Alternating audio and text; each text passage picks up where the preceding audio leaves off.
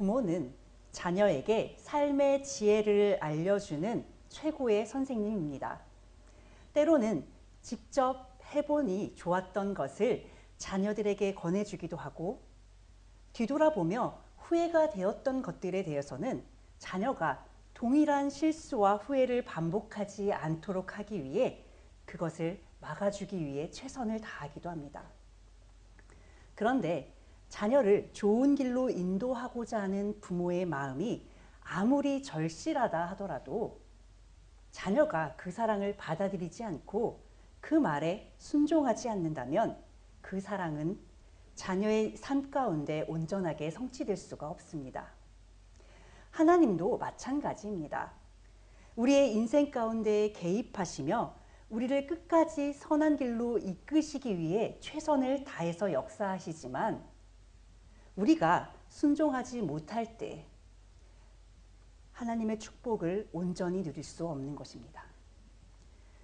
그렇지만 부모라면 자녀가 그 사랑을 받지 않는 모습을 볼 때 그래, 네 마음대로 해라 하고 그 자녀를 놓아버리거나 쉽게 포기하지 않습니다. 끝까지 그 자녀가 이 사랑을 받아주고 정말 좋은 길로 갈 수 있게 하기 위해서 끝까지 그 끈을 놓지 않고 최선을 다하는 것이 바로 부모들의 마음입니다. 하나님께서도 자녀의 인생을 끝까지 선한 길로 인도하시기 위해 최선을 다해서 역사하시고 우리의 삶 가운데 개입해주고 계십니다.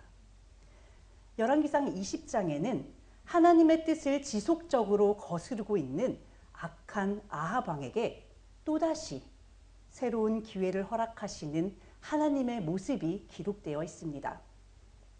하나님께서는 갈멜산에서의 기적을 보고도 여전히 하나님께로 돌이키지 못하고 있는 아합에게 이번에는 인생의 채찍을 통하여 하나님을 바라볼 수 있도록 다시 한번 기회를 주셨습니다.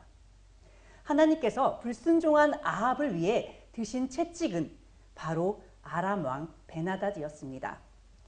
아람이라는 나라는 갈릴리 바다의 동쪽에 위치한 나라입니다. 성경에 등장하고 있는 가나안 족속들 가운데 블레셋 다음으로 가장 많이 등장하는 나라이기도 합니다.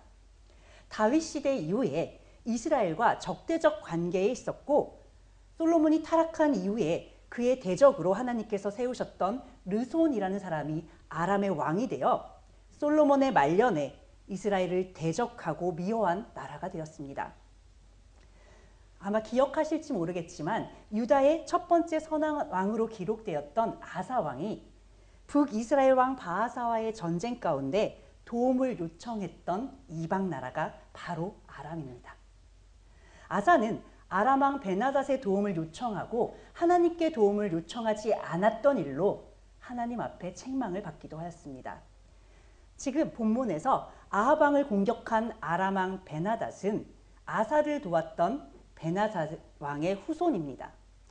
이 둘을 구분하기 위해서 오늘 본문에 등장하고 있는 아람 왕을 베나닷 2세라고 부르기도 합니다. 베나닷 2세는 주위에 있던 도시 국가들의 왕 32명과 함께 연합하여 북이스라엘을 공격하였습니다. 베나닷은 아합 왕에게 사자를 보내어 말하기를 너의 재물과 너의 아내, 자녀들이 모두 내 것이다 라고 도발하였습니다. 말도 안 되는 얘기죠. 그런데 이런 말도 안 되는 베나닷의 요구에 아합은 오히려 베나닷을 내 주 왕이라고 칭송하면서 내 것이 모두 다 내 주 왕의 것입니다 라고 아첨을 합니다. 어처구니가 없죠. 그런데 이것이 바로 하나님이 없는 인생이라는 것입니다. 하나님이 없는 인생의 눈에는 세상의 힘이 너무나도 큰 두려움으로 다가오는 것입니다. 그래서 아합의 눈에는 사마리아 성을 둘러싸고 있는 그 베나닷의 위세가 너무나도 대단해 보였기 때문에 웬만한 건 그냥 들어주고 이 위기를 넘어가고 싶은 것입니다. 그러나 처음부터 베나닷의 목적은 북이스라엘의 무리한 요구를 던진 뒤에 그것을 빌미로 이스라엘을 침략하는 데 있었습니다. 그렇기 때문에 아합이 의외로 순순히 자신의 요구를 들어주겠다고 하자 이번에는 더 강한 요구를 하며 압박해 오는 것입니다. 왕궁에 있는 왕의 아내와 자녀들뿐 아니라 신하들의 집도 모두 수색하여 쓸만한 것들을 자신이 모두 다 가져가겠다는 것이죠. 우리가 여기에서 눈여겨보아야 할 점은 악한 자의 요구는 단 한 번으로 절대 끝나지 않는다는 것입니다. 인간적인 마음으로 이 정도면 괜찮겠지라고 생각하여 사단과 타협하면 안 되는 이유가 바로 여기에 있습니다. 사단의 목적은 그 조그만 부분을 망가뜨리고 그 부분만 취하겠다는 목적이 절대로 아니에요. 그들의 목적은 그 영혼을 끝까지 망가뜨려서 결국 하나님 앞으로 나아가지 못하게 하는 데 있습니다.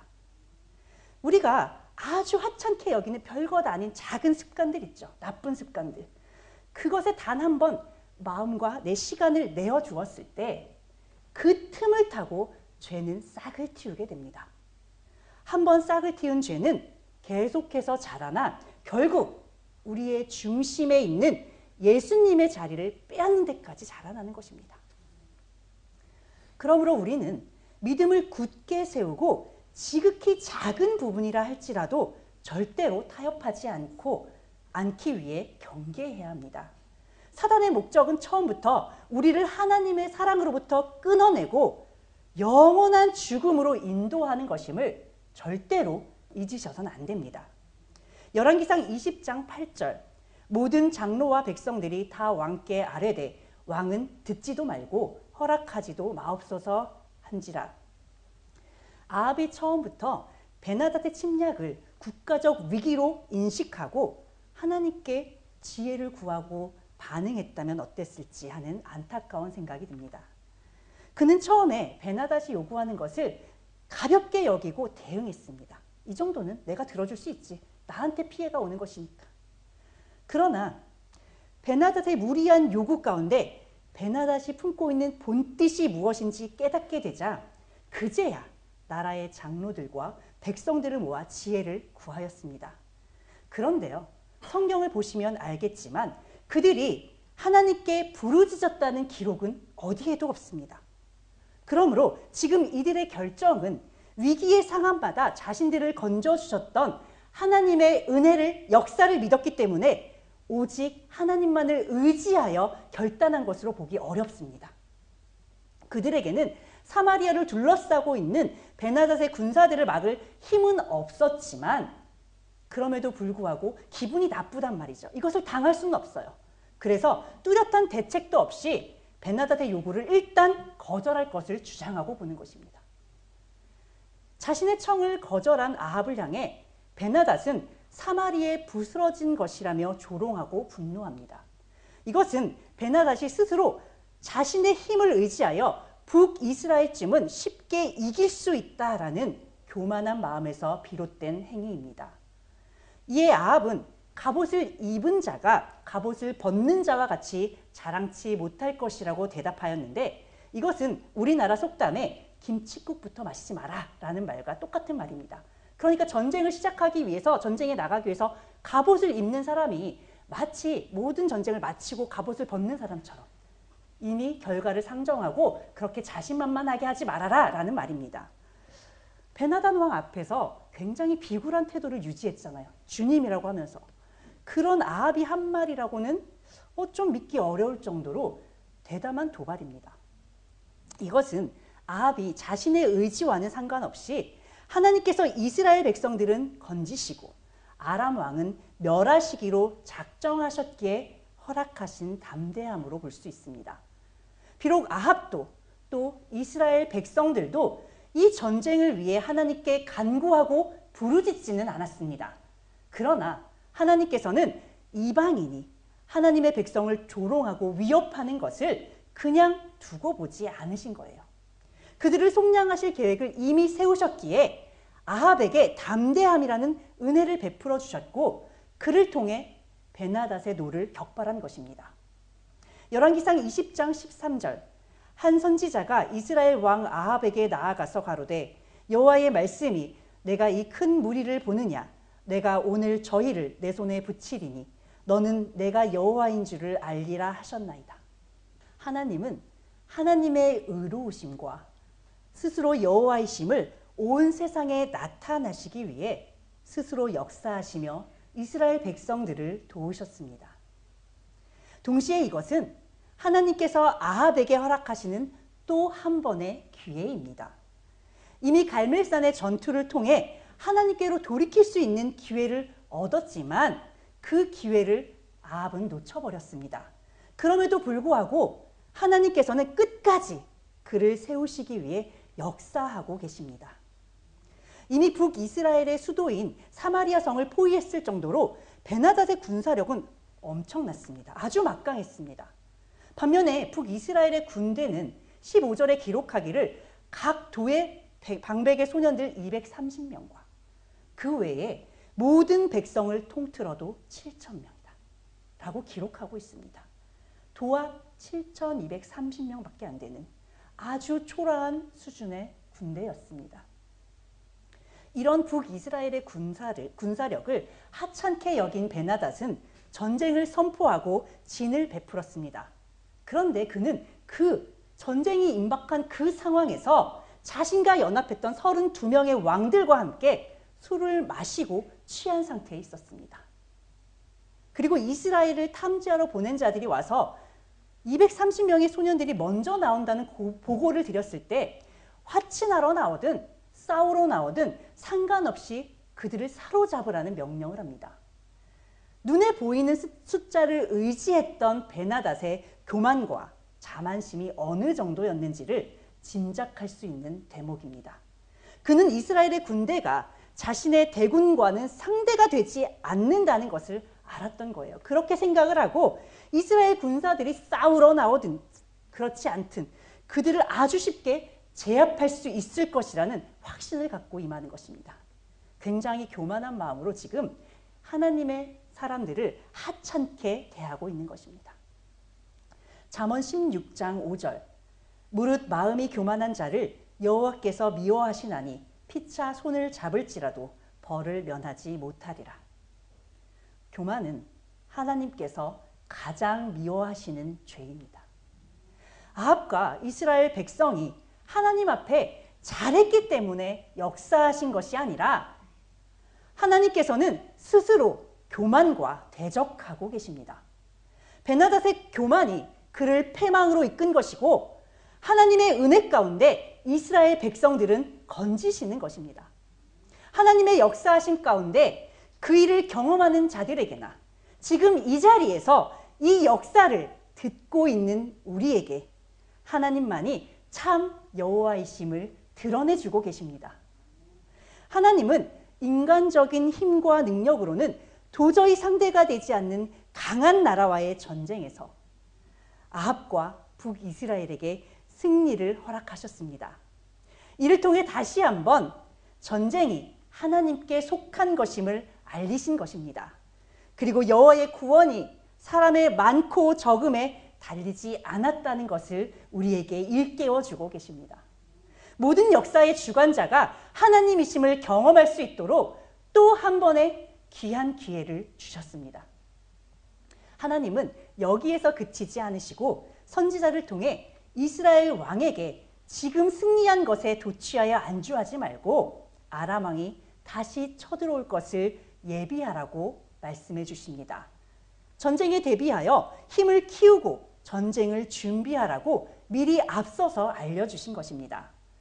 아람 왕이 군대를 재정비한 뒤 이스라엘을 다시 침략하는 이유는 다름 아닌 이스라엘의 신은 산의 신이라서 자신들이 졌다고 생각했기 때문입니다. 그들은 병거와 같은 군사 장비를 잘 구비하고 다시 평지에서 싸운다면 자신들이 우세할 것이라는 생각을 하고 있습니다. 하나님 외의 신들이 사람이 만들어낸 피조물에 불과하다는 것을 바로 이런 신앙관에서 엿볼 수 있습니다. 사람이 만든 신은 사람의 한계에서 벗어나서 존재할 수가 없습니다. 신조차도 모든 것을 주관하는 완전한 신으로 만들어줄 수가 없는 거예요. 사람이 만들었기 때문에. 이런 신앙관으로는 온 우주 만물을 창조하시고 주관하시는 완전하신 하나님의 존재를 알 수도 깨달을 수도 이해할 수도 없습니다. 어리석게도 전지전능한 참 하나님이신 여호와를 알지 못했던 아람 사람들은 수적 우세에도 불구하고 자신들이 이스라엘과의 전쟁에서 패했던 진짜 이유를 알지 못했습니다. 그저 우연히 또는 산지에서 전쟁을 치렀기 때문에 자신들이 졌다라는 생각에 머물러 있는 것입니다. 그래서 그들은 다시 이스라엘을 침략하여 자신들의 생각이 옳았다는 것을 증명하고 싶었던 것입니다. 그러나 이런 인간의 어리석은 생각은 하나님을 시험하는 일입니다.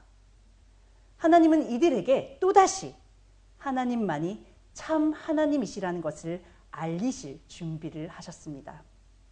하나님의 말씀대로 해가 바뀌고 베나닷은 다시 전쟁을 일으켰습니다. 이스라엘은 이번에는 하나님의 말씀에 의지하여 아람 군대에 맞서 진을 쳤습니다. 그런데 아람의 군대는 그 땅을 가득 메울 정도로 많았지만 이스라엘의 군대는 표현하기를 마치 염소 새끼의 두 적은 떼와 같이 보일 정도였다라고 합니다. 아무리 준비를 많이 했다 하더라도 수적으로 너무나도 차이가 나는 것입니다. 이길 수 없는 전쟁으로 보입니다. 이것 역시도. 그런데 이 승산이 없어 보이는 전쟁에서 이스라엘의 군대는 아람의 보병 10만 명을 죽이며 대승을 거두었습니다. 아람의 남은 군사 2만 7천 명은 아벡이라는 곳으로 도망을 갔지만 성벽이 그들 위에 무너져 몰살을 당하고 말았습니다. 이 전쟁이 하나님의 온전한 역사라는 것을 다시 한번 확인할 수 있습니다. 하나님은 이 전쟁을 통해 교만한 베나닷을 심판하는 동시에 아합에게는 다시 한번 또 돌이킬 기회를 주신 거예요. 도대체 몇 번의 기회를 주신 것인지 모릅니다. 그러나 아합은 하나님의 뜻을 따르기보다는 자신의 정치적인 이익에 따라 베나닷과 화친하며 하나님의 뜻을 외면하였습니다. 베나닷이 불쌍한 모습을 하고 와서 자신의 생명을 구하라니까 하나님과 아무런 상의 없이 하나님께 구하지 않고 그냥 자기 마음대로 결정을 하는 거예요. 하나님의 은혜로 전쟁에서 승리했음에도 불구하고 하나님께 영광을 돌리기는커녕 자기 자신이 스스로 승전왕이 되어 모든 것을 자신의 입맛에 맞는 대로 결정해 버렸습니다. 이에 하나님께서는 아합의 악한 행위를 규탄하기 위해 다시 선지자를 보내셨습니다. 35절에 선지자 중 하나가 동료 선지자에게 하나님의 명령이니 자신을 때리라고 말합니다. 그러나 그가 치기를 싫어하며 이를 거부하였습니다. 하나님의 명령보다도 자신의 양심과 인격이 더 소중했던 이 동료 선지자는 하나님의 말씀에 불순종한 죄로 하나님의 심판을 받아 사자에게 죽임을 당하고 말았습니다. 성경 구절을 보다 보면 이런 내용들이 나올 때 좀 당황을 하게 됩니다. 우리의 상식과는 너무 맞지 않으니까. 그래서 이런 부분들이 나올 때마다 이거를 과연 어떻게 생각하면 좋을까 고민을 하게 되는 경우가 많은데 이것은 사람의 입장에서 보시면 절대 안 됩니다. 사람의 입장에서 하나님의 명령을 이해하게 되면요. 왜 이런 요구를 하시는지 우리는 알 수 없습니다. 그 뜻을 알 수 없어요. 그러나 하나님의 명령과 나의 뜻과 생각 가운데 상충할 때 우리는 나의 뜻을 내려놓아야 합니다. 그렇지 않으면 이 죄는 하나님의 명령을 거역하는 죄이기 때문에 심판의 대상이 될 수 있습니다. 선지자는 이것을 통해서 이 사건을 통해서 아합 왕에게 임할 하나님의 심판을 전하였습니다. 열왕기상 20장 40절 종이 이리저리 이를 볼 동안에 저가 없어졌나이다. 이스라엘 왕이 저에게 이르되 내가 스스로 결정하였으니 그대로 당하여야 하리라. 선지자는 변장을 하고 아합 왕에 나아가 자신이 처한 상황을 이야기하였습니다. 어떤 사람이 자신에게 포로를 데려와 이 사람을 잘 지키라고 하면서 만일 그를 잃어버리면 자신의 목숨을 대신하거나 은 1달란트를 내야 한다고 말했습니다. 그런데 이 선지자가 바쁘게 다니다 보니 포로가 사라졌다는 것입니다. 아합은 이 말을 듣고 그 자리에서 즉각적인 답을 내놓습니다. 스스로 결정한 일이니 모든 책임은 그에게 있다는 것입니다.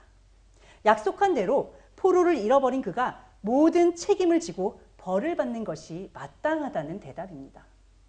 스스로의 죄에는 그토록 무감각하면서도 타인의 죄에는 민감하게 아주 쉽게 결정하고 판단하는 아합을 향해 선지자는 하나님 앞에 당신이 그와 동일한 죄를 지었다라고 왕에게 고하였습니다.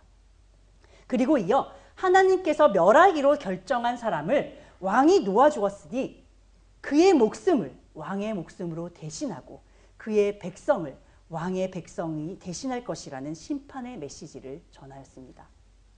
이 장면을 보면 밧세바를 범하고 우리아를 살인한 죄를 지은 뒤 선지자 나단의 책망을 받은 다윗이 떠오릅니다. 그 장면과 굉장히 유사해요. 그러나 자신의 죄를 철저하게 회개하여 눈물로 침상을 적실 정도로 통곡하며 하나님 앞에 그 죄를 돌이켰던 다윗과는 달리 아합은 하나님의 심판의 메시지를 듣고도 회개하지 않았습니다. 그는 그저 근심하고 답답한 마음으로 그의 궁으로 돌아갔을 뿐입니다. 아합은 하나님 앞에 은혜를 받을 만한 어떤 조건도 갖추지 못한 자였습니다. 그러나 하나님께서는 그에게 일방적인 은혜를 베풀어 주셨고 2번이나 전쟁에서 크게 승리하여 나라를 위기에서 구하게 도와주셨습니다. 그러나 승리한 후에 곧바로 교만함을 드러내며 하나님의 영광을 가리는 죄를 저질렀습니다. 아합이 선지자를 향해 네가 스스로 결정하였으니 그대로 당하여야 하리라고 말하며 타인의 잘못에는 민감하게 반응한 것처럼 우리는 이런 아합을 향해 혀를 차며 고개를 젓습니다. 하나님께서 그렇게 많이 도와주시며 이끌어 주셨는데 끝까지 정신을 못 차리고 결국은 교만한 자리에 도로 가서 앉는 그를 이해할 수 없다고 생각합니다. 그러나 이것이 비단 아합에게만 국한된 문제냐는 것입니다. 우리 역시도 하나님께 구원받을 만한 그 어떤 조건도 갖추지 못한 사람들입니다. 하나님의 일방적인 긍휼하심과 선택 그리고 그 은혜 때문에 우리는 구원을 선물로 받았을 뿐입니다. 예수 그리스도의 십자가의 희생을 통해 우리는 영원한 하나님의 나라로 영원한 생명으로 초대를 받았습니다. 그러면 그저 그 사랑에 감사하고 우리 역시도 그리스도께서 순종하며 걸으셨던 그 길을 믿음으로 따라가기만 하면 되는데 우리는 그렇게 하지 못한다는 것입니다. 그래도 내가 하나님 앞에 믿음을 드리고 있으니까. 그래도 내가 하나님 앞에 나의 시간과 물질을 쪼개어 드리고 있으니까. 이렇게 끊임없이 하나님의 도우심을 세상적인 우리의 유익을 위한 도구로 바꾸어 버리고 있습니다. 하나님의 말씀에 있는 그대로 순종하지 못하고 우리의 소견에 옳은 대로 내가 판단하기에 좋은 대로 하나님의 말씀을 끊임없이 재해석하며 희석하고 있습니다. 아합을 향해 손가락질을 하고 있는 우리가 여전히 이런 죄의 단계에서 벗어나지 못하고 있다면 눈을 가린 수건을 벗고 선지자가 전했던 그 하나님의 심판의 말씀은 우리를 향해 동일하게 선포될 것입니다. 지금 이 말씀을 듣고 있는 우리에게는 또 한 번의 기회가 주어질 것입니다. 우리가 아직 육을 입고 있는 한 우리에게는 말씀으로 돌이킬 기회가 끊임없이 주어질 것입니다. 아합처럼 하나님의 경고의 말씀 앞에 그저 근심만 하고 답답해 하시지만 말고 그 자리에서 즉시 회개하고 돌이키시기를 바랍니다. 하나님께서 맡기신 영혼을 한 영혼도 잃어버리지 않고 마지막 날에 다시 살리실 예수 그리스도께서 우리를 한 영혼도 잃지 않기 위해 지금도 보좌 우편에서 중보하고 계십니다.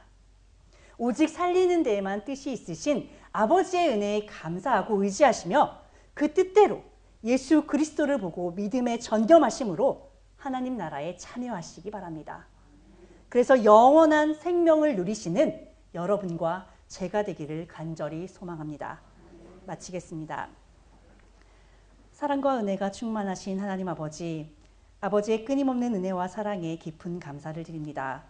많은 기회를 주시고 축복의 자리로 인도하시려 저희들의 삶에 개입하시며 이런저런 모양으로 역사하여 주시지만 아둔한 저희들은 그런 하나님의 사랑을 외면할 때가 참 많음을 고백합니다. 하나님의 명령 앞에 나의 양심과 소견을 앞세우며 하나님의 뜻을 거스르는 저희들이지만 끝까지 품어주시고 끝까지 사랑을 주시는 그 은혜에 의지하여 주님 앞에 나아가기를 원합니다. 끝없이 들려주시는 말씀을 하나님의 음성으로 받으며 말씀이 선포되는 그 자리에서 돌이키게 하시고 우리의 우선순위를 자신이 아닌 오직 하나님께로만 향하게 하여 주시옵소서. 이미 십자가 위에서 완성하시고 확증하신 그리스도의 사랑을 덧입어 영원한 생명에 참여하는 저희들이 되기를 간절히 소망하며 지금도 택하신 영혼을 위해 보좌 우편에서 중보하고 계시는 예수 그리스도의 이름으로 기도드립니다. 아멘.